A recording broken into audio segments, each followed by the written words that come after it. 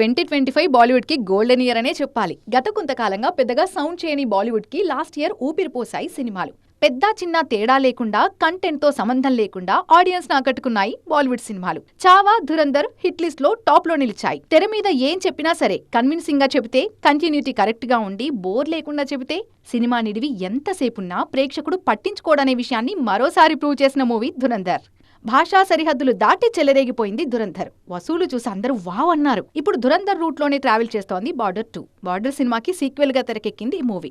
Cinema release అయిన 2 రోజుల్లోనే 100 కోట్లు తెచ్చుకుంది. ఈ వీకెండ్ కి ఈజీగా 250 కోట్లు వచ్చేలా ఉన్నాయంటున్నారు trade pundits. Long run plus అయితే 500 కోట్లు కూడా చేయడం కన్ఫర్మ్ అనే టాక్ కూడా ఉంది. బార్డర్ 2 సినిమా కాస్త సద్దుమణిగేలోపు మార్చిలో ధురంధర్ కి సీక్వెల్ వచ్చేస్తోంది. ధురంధర్ సీక్వెల్ లో ఈసారి రణ్వీర్ సింగ్ మాత్రమే కాదు, ఉరి స్టార్ కూడా కనిపిస్తారనే ప్రచారం జరుగుతోంది.